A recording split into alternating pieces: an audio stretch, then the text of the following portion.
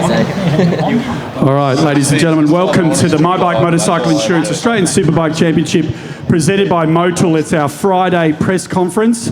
We're joined by a number of riders who were well and truly thereabouts all day. I'm actually going to start with the guy who was probably the most thereabouts rider all day, Arthur Cesis. Arthur, I'll give it to you to tell everyone your practice performances here at the Bend have been frustrating but really good. But tell us about the bit of frustration you've had. Yeah, I'm sick of finishing second. I think last year every session I finished second. Today I finished second every session, so I need to go one more. Always a bridesmaid. But that aside, Crew Halliday was looking through the times and noted that your consistency in lap time was outstanding. And I mean, I'm not sure that he's going to back you for the win, but the feeling is that your consistency here will really pay off over the weekend. I don't know about that. I've only done probably a 6-lap run at the moment. The race is 11 laps, and I think the tyres can do anything. It's going to be different weather on Sunday, and I don't know. Today it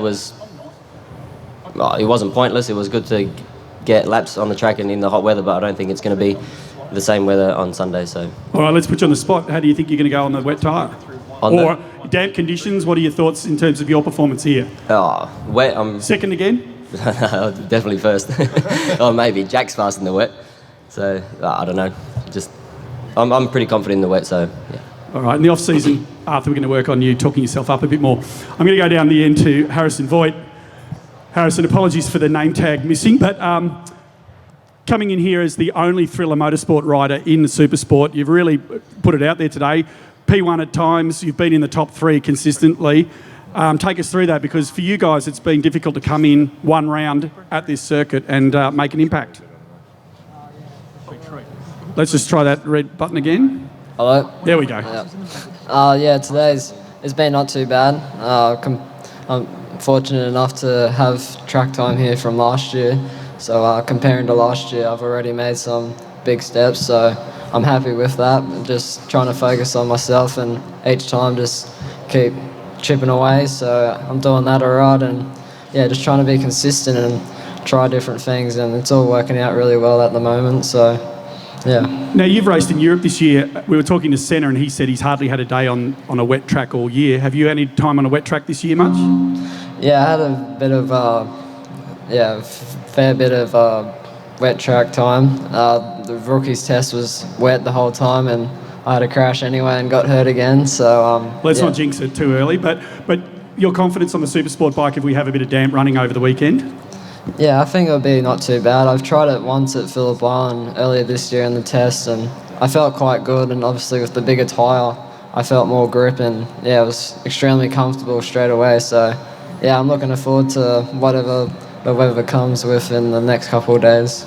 All right, we'll look forward to seeing that, and we'll get you a good name tag for the rest of the weekend. We'll come down here to the man chatting to Wayne Maxwell, Troy Herfoss. Troy, you've been, we were just chatting before, you're P1 early in every session. So were that changes, or was the bike just quick out of the gate? I'm going to talk while you work out if your mic's working. But the bike was quick out of the gate every time, eventually P5 for the day, but probably felt like you were a little better than that overall.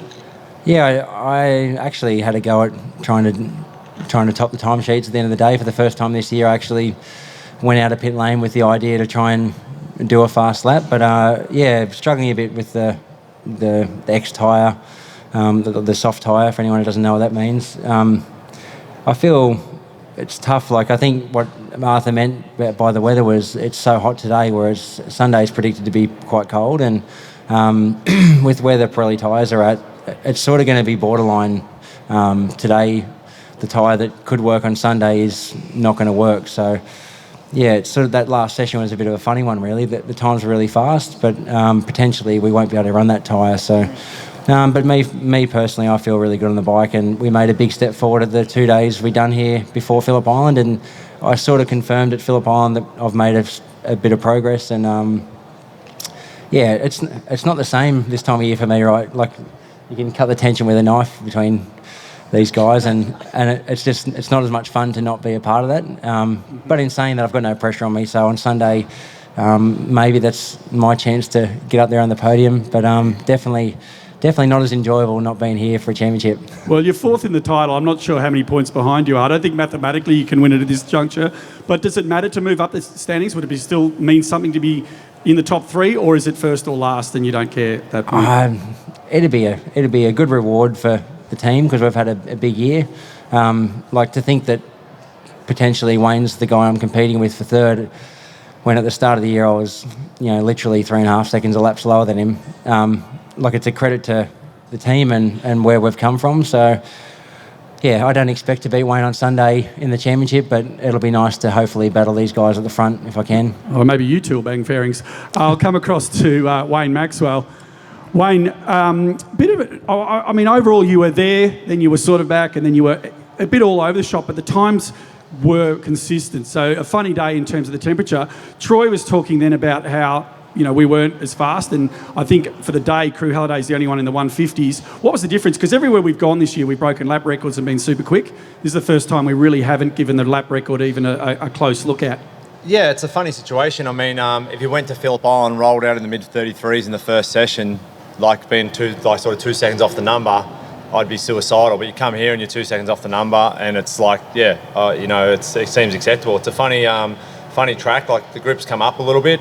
Look, we'll see how that pans out. There's no doubt we obviously have struggled. We struggled last week. We're struggling a bit today, but we're working through it.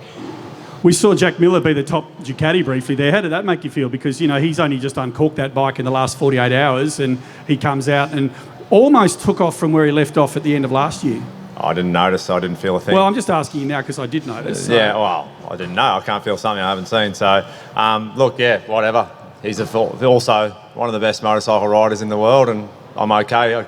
I'm not getting beaten by someone that's not a fantastic motorcycle rider, like pretty much everyone that sits here. So, look, it's it's the way it is, and we're setting up for Sunday. We stuck to our strategy. We've got a rough idea of the fast lap round here, so we know where we're missing. So we're working towards that and getting closer each outing. All right. So Wayne Maxwell there from Boost Mobile with K-Tech. Quite a team night for their team. The Desmo Sport guys would be flat out, however, having seen 2 bikes go down today. I'll come across to Crew Halliday, who's turning the mic on, turning the mic off. Crew, I think your new nickname for next year is going to be Raptor, as in the F22 Raptor. Fast, but a bit stealthy, because you've been there and then all of a sudden straight at the top of the table late in the run. What's that about? Because you're the only one in the 150s today. You've been in the top 3 pretty consistently, but that late session pace, what do you put that down to?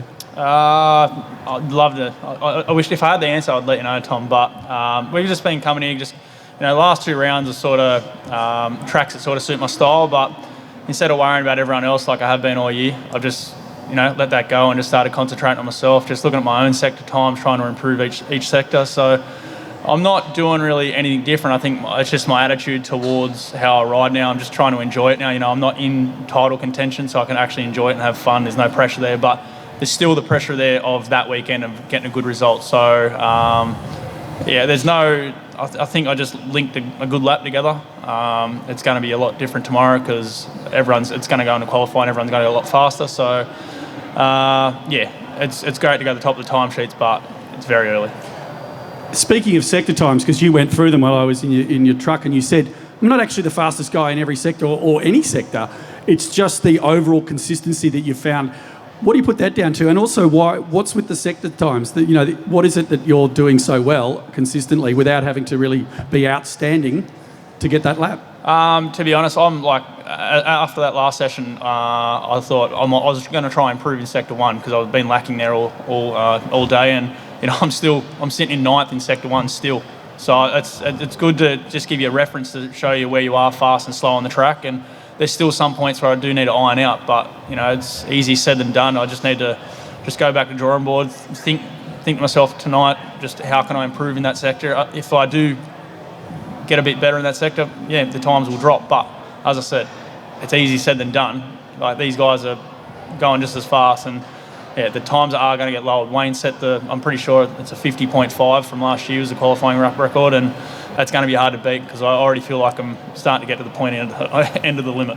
I like the idea you're going to go with the drawing board as the fastest guy for the day, the only one in the 150s. We're going to celebrate the small victories there for Crew. Mike Jones, it's an interesting weekend. We know all the shenanigans that are going on, but importantly, you reacted really well today in one of the sessions. You were sort of outside the top 5 and then straight into P1. At one stage, you guys were 1-2. You've still got yourself right up there. If you've got one eye on the championship, as you should, it's all going rather well.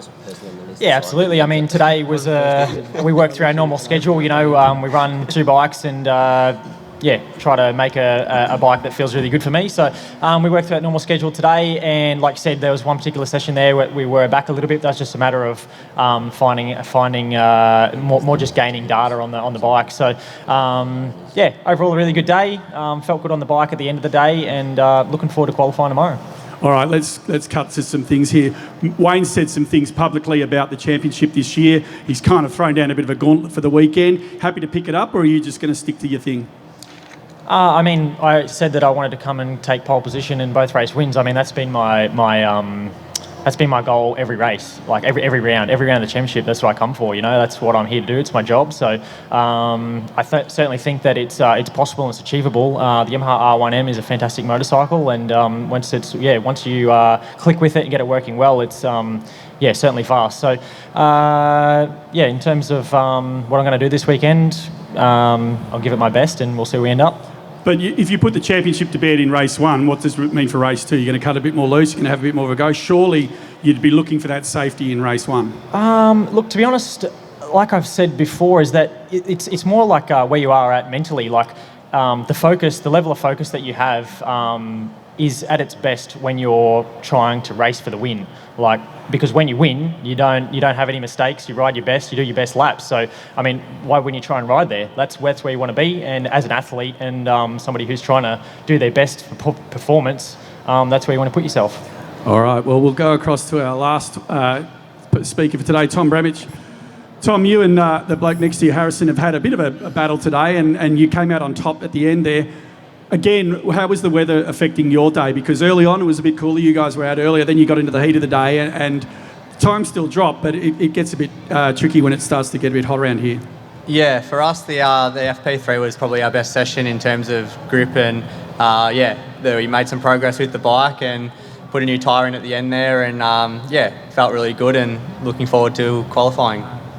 What are you going to look for tomorrow? Because you're in a championship battle. You've actually Harrison's actually probably doing you a favour if he can put himself P2 in terms of the points. Are you looking to put pressure on John for the win, or is it again? And I'm going to quote this guy, and it annoys me to quote Wayne Maxwell, but you're going to worry about yourself and let him take care of himself, or are you happy to throw in and have a go here? Nah, I can't control what John does. I'm only going to focus on me, and my mechanics and my crew chief Scott are doing a great job, and we'll just keep working as hard as we can, and we'll focus on ourselves and let the results take care of themselves. All right, a little bowl of vanilla ice cream for me to finish things off there, Tom Bramich, thank you. From here at the press conference for Friday evening from the My Bike Motorcycle Insurance Australian Superbike Championship presented by Motul, thank you to our riders for coming along this evening. We'll see you back here tomorrow night at a similar time.